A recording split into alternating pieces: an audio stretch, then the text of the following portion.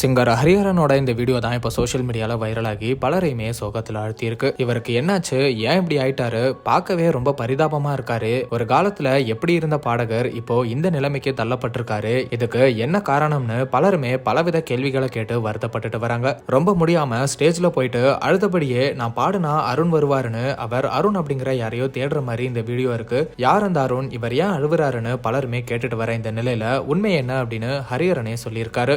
அருண்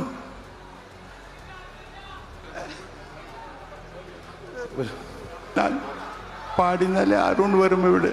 1992 ரோஜா படத்தோட தமிழா சாங் மூலமா தமிழ் சினிமால சிங்கர் ஹரிஹரன் அறிமுகமானாரு. இப்படி ஒரு சிங்கரை அறிமுகப்படுத்தின பெருமை ஏ ரஹ்மான் சாரை தான் சேரும். அதுக்கப்புறம் இவர் பாடின எல்லா பாடல்களுமே மிகப்பெரிய ஹிட் அடிச்ச சாங்ஸ்னே சொல்லலாம். தமிழ், தெலுங்கு, ஹிந்தி, மலையாளம், பெங்காலி, கன்னடம்னு இப்படி 10 மொழிகளுக்கும் மேல 15,000க்கும் மேற்பட்ட பாடல்கள் பாடி பல விருதுகளை வாங்கி குவிச்சிருக்காரு. ஆனா இப்ப இவர் பாடுறது கம்மியாகி இருக்கு. மக்களுமே இவரை ரொம்ப மிஸ் பண்றாங்கன்னு தான் சொல்லணும். இப்படி இருக்கிற சூழ்நிலையில ஹரிஹரனை இப்படி ஒரு நிலைமையில பார்த்தது பலரோட மனசையும் உடைச்சிருக்கு. இப்போ இத பத்தின உண்மைய ஹரிஹரனே சொல்லியிருக்காரு.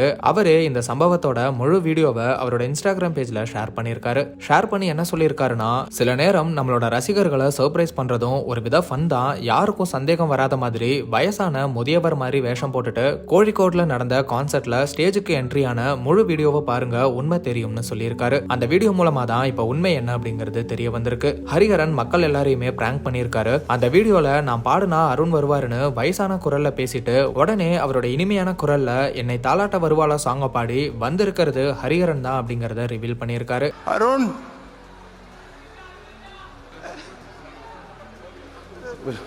நான் பாடினாலே அருண் வரும் விடு. നിങ്ങൾ പാടി അരുൺ വരും, ഉറപ്പാണോ? என்னை தாராட்ட வருவாளோ, நெஞ்சில் பூ மஞ்சம் தருவாளோ.